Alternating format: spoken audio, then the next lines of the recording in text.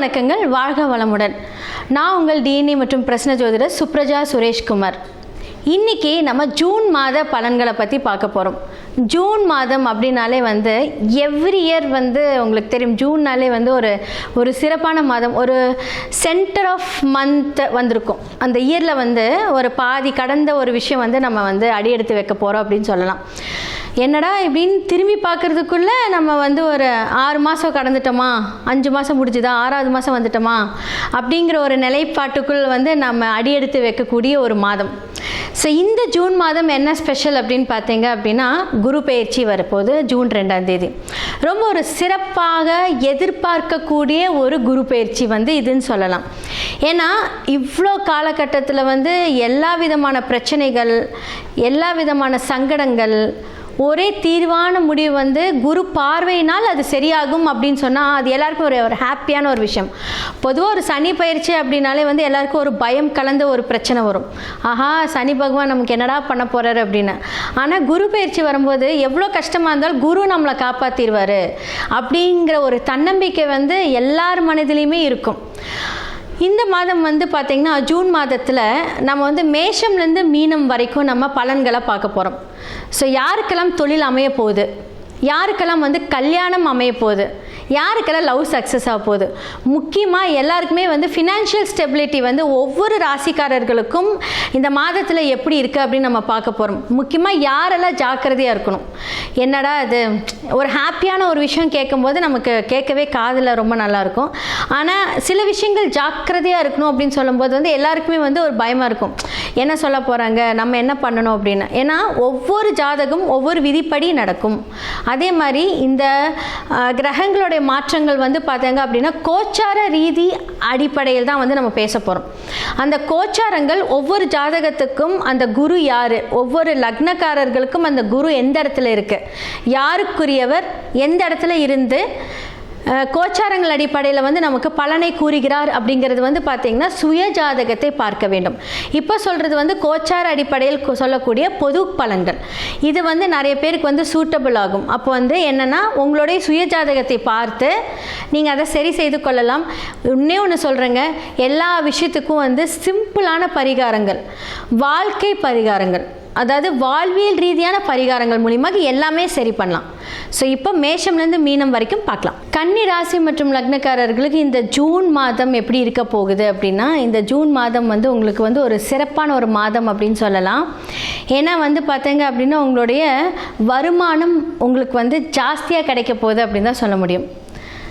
வருமானம் எது மூலியமாக ஜாஸ்தியாக போகுது அப்படின்னா, ஒரு புதுசாக ஒரு தொழில், நீங்கள் என்ன மாதிரியான தொழில் அப்படின்னா, உங்களுக்கு நீங்கள் மீடியாவில் இருக்கீங்க அப்படின்னா உங்களுக்கு ஒரு நெக்ஸ்ட் லெவல் ஆஃப் ப்ராஜெக்ட்ஸ் நிறையா கிடைக்க போகுது.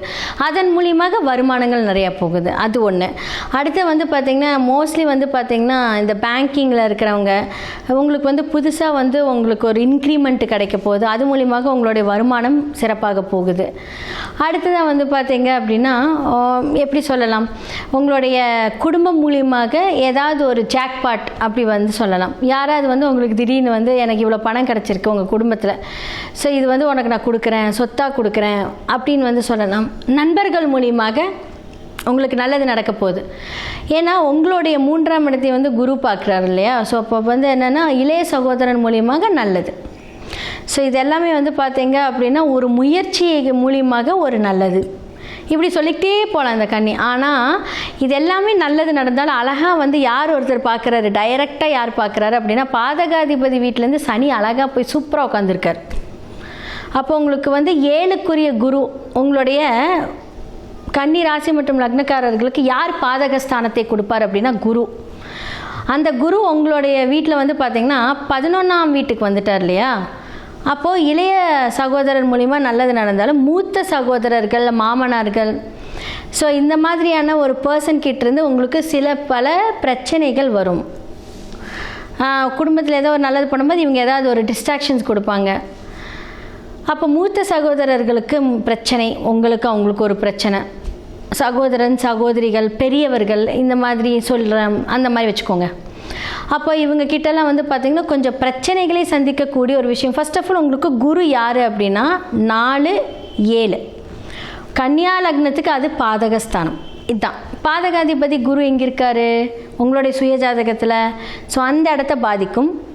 அதுக்கப்புறம் வந்து கோச்சார ரீதியாக இது பாதிக்கும். அப்போ என்ன ஆகும் அப்படின்னா அந்த இடத்த நீங்கள் சரி செய்யறதுக்கு நீங்கள் வந்து சரி பண்ணிக்கோங்க. அப்போ வந்து என்ன அப்படின்னா உங்களுக்கு வந்து நெக்ஸ்ட்டு குழந்தைகள் ஒரு பிளானிங். இப்போ வந்து புதுசாக குழந்தைகளுக்கு வந்து ஸ்கூல் மாற்றுவீங்க. ஸோ இதெல்லாமே உங்களுக்கு நடக்க போகுது. உங்களோட பிளான் வந்து சக்ஸஸ் ஆக போகுது. சில விஷயங்கள் வந்து நம்ம கொஞ்சம் வந்து பார்த்து பண்ணாலுமே இந்த மாதிரி விஷயங்கள் வந்து உங்களை வந்து மேலோங்கி கொண்டுட்டு போகும் அப்படின்னு தான் சொல்ல முடியும். புது புது பிளான்ஸ் போடுவீங்க. அதே மாதிரி வந்து பார்த்தீங்க அப்படின்னா மனதுக்கு பிடித்த ஒரு விஷயங்கள் வந்து எப்படி செயல்படுத்தலாம் அப்படிங்கிற ஒரு முயற்சிகளும் இந்த காலகட்டத்தில் எடுப்பீங்க. அப்போது பெரியவங்க மூலிமா ஹெல்ப் கிடைக்குமான்னு கேட்டால் உங்களுடைய வயசுக்கு கீழே இருக்கிறவங்க மூலிமா நிறைய ஹெல்ப் கிடைக்க போகுது இந்த காலகட்டத்தில். அப்போ வந்து எங்கெங்கேயோ இருந்தாலும் வந்து உங்களுக்கு ஹெல்ப்புக்கு வரும்போது உங்களுக்கு நாம் போட்ட பிளான் எவ்வளோ தூரம் சக்சீடாக போகுது அப்படிங்கிறத நீங்கள் முன்கூட்டியே கால்குலேட்டிவாக அது வந்து கொடுத்துருவீங்க. யாராவது உங்களை ஏமாற்றணும்னு நினச்சா நீங்கள் அதை முன்னாடியே கால்குலேட் பண்ணி அவங்கள நீங்கள் ஏமாற்றிட்டு போயிடுவீங்க. அப்படிப்பட்ட ஒரு ராசி தான் வந்து கன்னி ராசிக்காரங்க. ரொம்ப அழகாக இருப்பீங்க. முக லட்சணம் எல்லாமே சூப்பராக இருக்கும். மீடியாவில் ரொம்ப சக்ஸஸ் ஆகக்கூடிய இந்த மாதம் வந்து ரொம்ப சூப்பராக இருக்க போகுது. அதே மாதிரி வந்து சமுதாயம் சார்ந்த ஒரு விஷயங்கள் மூலியமாக உங்களுக்கு பெரிய லெவல் ஆஃப் வந்து ஒரு நல்ல பெயர்கள் வரப்போகுது. இப்போது நாம் ஒரு வேலை செஞ்சோம் அப்படின்னா அந்த வேலைக்கு வந்து பார்த்திங்கன்னா நமக்கு என்ன கிடைக்கணும், அதோட அதிர்ஷ்டம் கிடைக்கணும், அது வந்து நல்லா வந்து மற்றவங்களுக்கு யூஸ் ஆகணும், நமக்கு அது ரொம்ப ஃபேவராக முடியும். அதெல்லாம் நடக்குமான்னு கேட்டால் இந்த காலகட்டத்தில் இந்த மாதத்தில் நடக்கும்.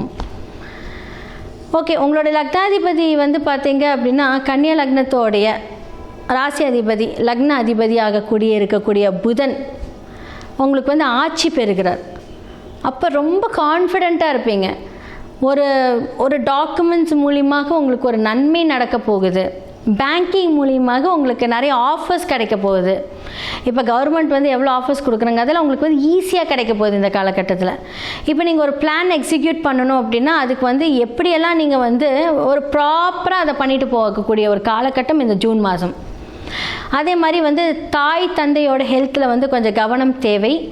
உங்களுக்குமே வந்து பார்த்தீங்க அப்படின்னா 12 தூக்கத்தில் நிறைய கனவு வரும், பறக்கிற மாதிரி கனவு வரும். கன்னிராசிக்காரர்கள் லக்னக்காரர்கள்லாம் இருந்தீங்கன்னா நீங்கள் வந்து போடுங்க.